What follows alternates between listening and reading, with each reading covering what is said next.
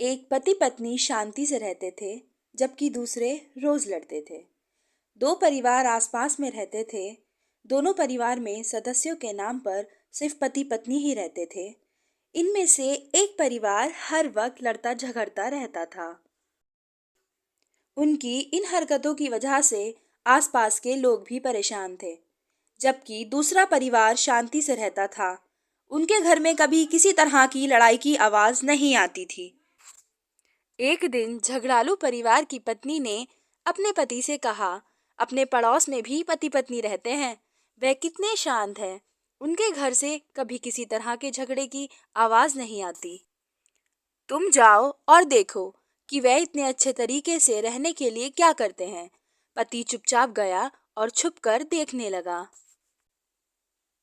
उसने देखा कि पत्नी हॉल में फर्श पर पोछा लगा रही है। तभी किचन से कुछ आवाज आई और वो किचन में चली गई।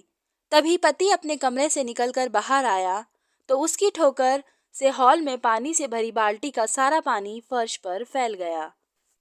आवाज सुनकर पत्नी किचन से आई तो देखा कि पूरे फर्श पर पानी ही पानी है। वो अपने पति से बोली, यह मेरी गलती है कि मैंने रास्ते से बाल्टी को नहीं हटाया। पति ने जवाब दिया, नहीं, ये मेरी गलती है क्योंकि मैंने ध्यान से नहीं देखा और गलती से मेरा पैर बाल्टी पर लग गया।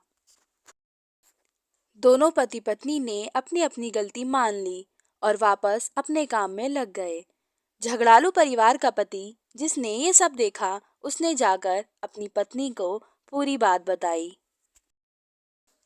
झगड़ालू पति पत्नी थोड़ी देर खामोश रहे और फिर पति ने कहा, उनमें और हम लोगों में यही अंतर है कि हम एक दूसरे की गलती के लिए एक दूसरे को जिम्मेदार ठहराते हैं, जबकि वह खुद की गलती मानने को तैयार रहते हैं।